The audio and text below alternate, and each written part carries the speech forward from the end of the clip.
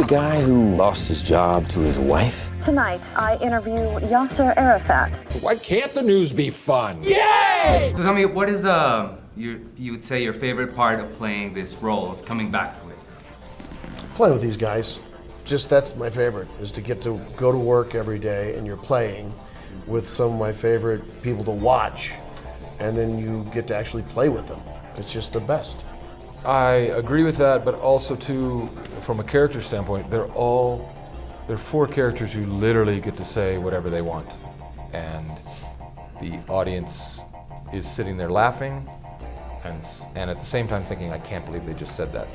And they're not punished for it because there's kind of a collective sweetness to the group. Like everyone can tell they're always in situations that are way over their heads. But they're just fun characters.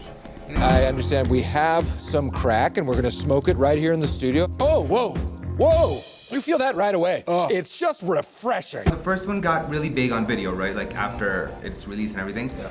How does that change your approach when coming onto this one? We obviously knew there was a certain level of expectation because the first one has become so beloved that we really didn't know what to do other than to kind of not play it safe.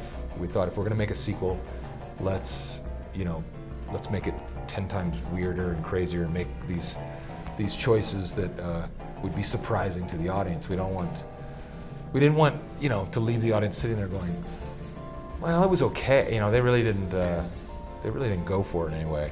That was kind of the main goal. While some experts say silicone breast implants are dangerous, I say, bring on the fun bags. Because there's also I found a lot more social commentary.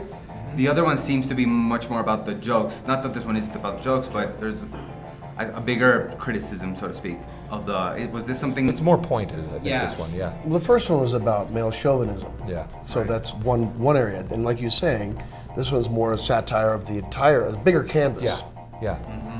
And yes, that's what we liked about choosing 1980, which is the first year for 24-hour news, because we thought it's a great backdrop to drop these guys in, because they literally were hiring people from all over the country because they just had to obviously fill the 24 hours, and at the same time we could comment on how the news is being conducted today as well.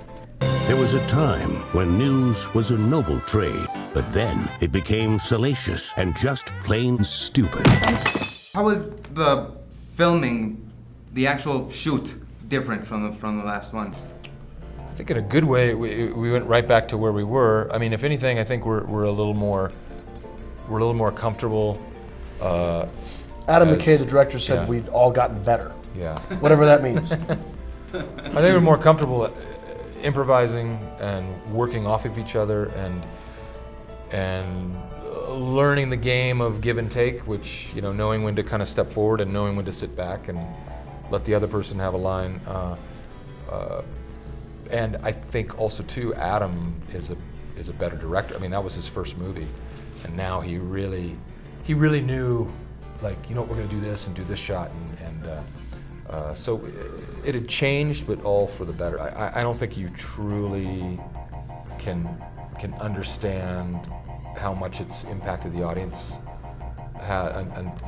for another couple of years, that sort of thing. So, like I said, we're not prone to making sequels necessarily. Yeah, I was gonna, That having been said, this was so much fun, you never know. Okay. In 93! No. Brick? 93!